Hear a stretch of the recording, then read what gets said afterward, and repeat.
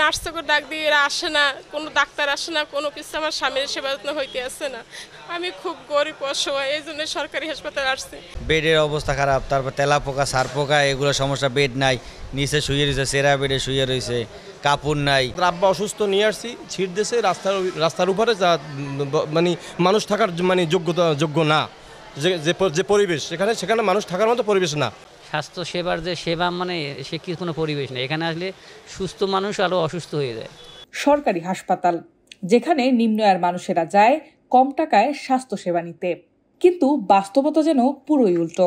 ওয়ার্ডে ঢুকতেই নাকে আসে দুর্গন্ধ, টয়লেটগুলো যেন রোগ ছড়ানোর কারখানা। বেডের নিচে জমে থাকে ময়লা, মশা মাছি আর তেলাপোকা।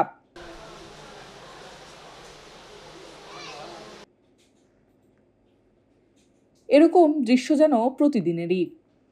হাসপাতালগুলোতে দেখা নেই পরিচ্ছন্ন কর্মীর। রোগীরা বলছেন তারা চিকিৎসা নিতে এসে আরো বেশি অসুস্থ হয়ে যাচ্ছে। সরকারি হাসপাতাল আইসি, বরিশাল শেরেবাংলা কলেজ, সাগরদী হাসপাতাল, কোনো ডাক্তার নাই, সিস্টার নাই, আয়া নাই, কোনো সেবা নাই। আব্বা অসুস্থ নিয়ে আসছি, ছিট দেশে রাস্তার উপরে যা মানে মানুষ থাকার মানে যোগ্য না, যে পরিবেশ সেখানে মানুষ থাকার মতো পরিবেশ না।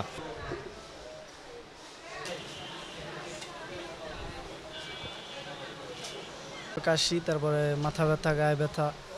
পরীক্ষা নিরীক্ষা করার পর আমার ডাক্তারে বলছে আমার ডেঙ্গু হয়েছে, তাই আমি বরিশাল হাসপাতালে এসে ভর্তি হয়েছি। ডেঙ্গু ধরা পড়ছে আমাদের বরগুনাতে, ওখান থেকে এখানে পাঠাইছে। পাঠানোর পর তো পরীক্ষা নিরীক্ষা দিয়েছে, পরীক্ষা নিরীক্ষা ধরা পড়ছে যে ডেঙ্গু সঠিক আছে। ডেঙ্গু এক রকমের, টাইফয়েড আর এক রকমের। আবার মনে করেন যারা স্ট্রোক করে তাদেরকে আলাদা, এরকম আলাদা আলাদা রাখা উচিত, কিন্তু সব তো এখানে একসাথে রাখা হইতেছে।